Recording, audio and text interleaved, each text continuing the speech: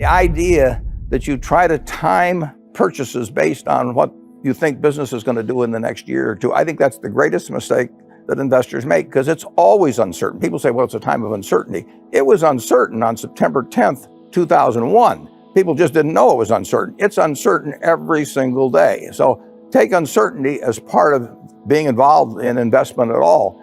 But uncertainty can be your friend. I mean, when people are scared, they pay less for things. And we try to price. We don't try to time at all. If I buy a farm near here and it turns out to be a terrible year and pests come in and there's no rain and all that sort of thing, am I going to sell it for half the price that it was selling for a year earlier, when I know over the next 100 years there's going to be 90 years that are pretty good, and a few bad ones? It doesn't make any sense to try and time things that way. And nobody knows what's going to happen tomorrow, ever.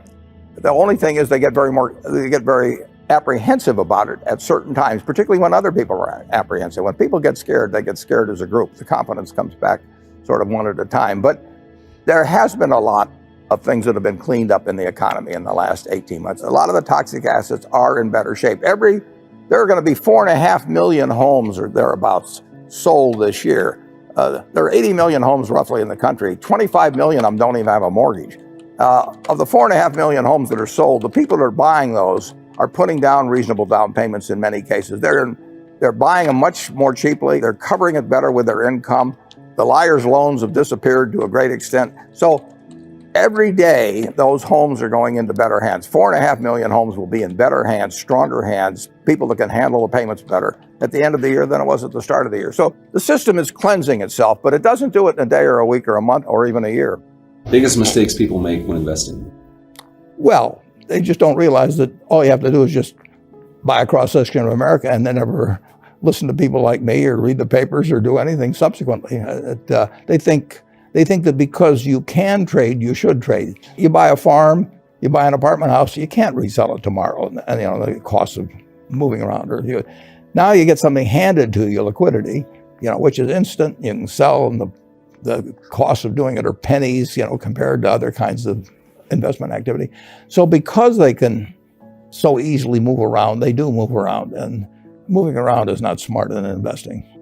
The idea that the European news or slowdown in this or that or anything like that, that would not cause you, if you owned a good farm and had it run by a good tenant, you wouldn't sell it because somebody said, here's a news item, this is happening in Greece or something of the sort. If you owned an apartment house and you got to raise your rents a little, it was well located, and you had a good manager, you wouldn't dream of selling it. If you had a good business personally, the local McDonald's franchise, you wouldn't be thinking about buying or selling it every day. Now, when you own stocks, you own pieces of businesses, and they're wonderful businesses. You can pick the best businesses in the world. And to buy or sell on current news is just crazy. You're in a wonderful business. You got people running it for you. You know you're going to do well over 5 or 10 years. And to think news events should cause you to try and dance in and out of something that's a wonderful game is a terrible mistake. So get into a bunch of wonderful businesses and stay with them. I bought my first stock, when I was 11 years old, and it was about 3 months after Pearl Harbor, and Corregidor was falling, and they had the death march at Bataan, and all the news was terrible. It was a great time to buy stocks. And I should have held that stock forever, and I've been buying stocks ever since. I know you're famed for your success, but I was curious if there were any particular moments in your life or mistakes or failures that you've made that were particularly memorable, what you may have learned from them, and if you had any particular advice for the students here in dealing with discouraging circumstances. Yeah, I've made a lot of mistakes. Biggest mistake, not the biggest, necessarily the biggest, but buying Berkshire Hathaway itself was a mistake, because Berkshire was a lousy textile business, and I bought it very cheap. I'd been taught by Ben Graham to buy things on a quantitative basis. Look around for things that are cheap. And I was taught that, we'll say in 1949 or 50. It made a big impression on me. So I went around looking for what I call used cigar butts of stocks. And the cigar butt approach to buying stocks is that you walk down the street and you're looking around for cigar butts, and you find this on the street, this terrible looking, soggy, ugly looking cigar, one puff left in it. But you pick it up and you get your one puff. It's disgusting, you throw it away, but it's free. I mean, it's cheap. And then you look around for another soggy, one puff cigarette. Well, that's what I did for years. It's a mistake. Although you can make money doing it, but you can't make it with big money. It's so much easier just to to buy wonderful businesses. So now I would rather buy a wonderful business at a fair price than a fair business at a wonderful price. But in those days, I was buying cheap stocks, and Berkshire was selling below its working capital per share. You got the plants for nothing, you got the machinery for nothing, you got the inventory and receivables at a discount. It was cheap, so I bought it. And 20 years later, I was still running a lousy business, and that money did not compound. You really want to be in a wonderful business because the time is the friend of the wonderful business. You keep compounding, it keeps doing more business, and you keep making more money. Time is the enemy of the lousy business. I could have sold Berkshire, or perhaps liquidated it, and made a quick little profit, one puff. But staying with those kind of businesses is a big mistake. So you might say I learned something out of that mistake, and I would have been way better off taking what I did with Berkshire is I kept buying better businesses. I started an insurance business, See's Candy, the Buffalo, all kinds of things. I would have been way better doing that with a brand new little entity that I'd set up rather than using Berkshire as the platform. Now I've had a lot of fun out of it. I mean, everything in life seems to turn out for the better, so I don't have any complaints about that, but it was a dumb thing to do. I went into US Air. I bought a preferred stock in 1989. As soon as my check cleared, the company went into the red and never got out. I mean, it was really dumb. I mean, I've got an 800 number I call now whenever I think about buying an airline stock. I call them up any hour that, fortunately, I can call them at 3 in the morning, and I just dial and I say, my name's Warren, I'm an aeroholic, and I'm thinking about buying this thing, and then they talk me down. I mean, it takes hours sometimes, but it's worth it, believe me. If you ever think about buying an airline stock, call me and I'll give you the 800 number because you don't want to do it.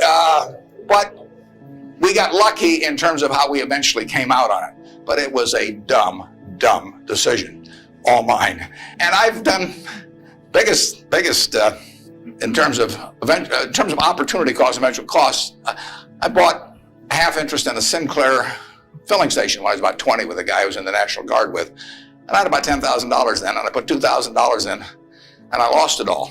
So that was 20%, and that means that the opportunity cost is now $6 billion of that filling station, which is a big price to pay for, getting to wipe a few windows and a few windshields and things like that. So actually, I like it when Berkshire goes down because it reduced the cost of that mistake on an opportunity cost. Biggest mistakes I've made by far are mistakes of omission and not commission. I mean, it's the things I knew enough to do. They were within my circle of competence, and I was sucking my thumb. And that is really, those are the ones that hurt. They don't show up anyplace. I probably cost Berkshire at least $5 billion, for example, by sucking my thumb 20 years ago or close to it when Fannie Mae was having some troubles, and we could have bought the whole company for practically nothing. And I don't worry about that if it's Microsoft because I don't know it. Microsoft isn't in my circle of competence. And so I don't have any reason to think I'm entitled to make money out of Microsoft or out of cocoa beans or whatever. But I did know enough to understand Fannie Mae, and I blew it. And that never shows up under conventional accounting. But I know the cost of it. I know. I passed it up. And those are the big mistakes. And I've had plenty of them. Unless I tell you about them in the annual report, and I resist the temptation sometimes, unless I tell you about them in the annual report, you're not going to know it because it doesn't show up under conventional accounting. But omission is way bigger than commission. There's big opportunities in life have to be seized. We don't do very many things, but when we get the chance to do something that's right and big, we've got to do it. And even to do it in a small scale is just as big a mistake almost as not doing it at all. I mean, you've really got to grab them when they come. Because you're not going to get 500 great opportunities. You would be better off if when you got out of school here, you got a punch card with 20 punches on it. And every financial decision you made, you used up a punch. You'd get very rich because you'd think through very hard each one. I mean, you went to a cocktail party and somebody talked about a company, you didn't even understand what they did or couldn't pronounce the name, but they made some money last week and another one like it. You wouldn't buy it if you only had 20 punches on that card. There's a temptation to dabble, particularly during bull markets. In stocks, it's so easy. It's easier now than ever because you can do it online. Just you click it in and maybe it goes up a point and you get excited about that and you buy another one the next day and so on. You can't make any money over time doing that. But if you had a punch card with only 20 punches, you weren't going to get another one the rest of your life, you would think a long time before every investment decision. and you would make good ones and you'd make big ones. And you probably wouldn't even use all 20 punches in your lifetime, but you wouldn't need to.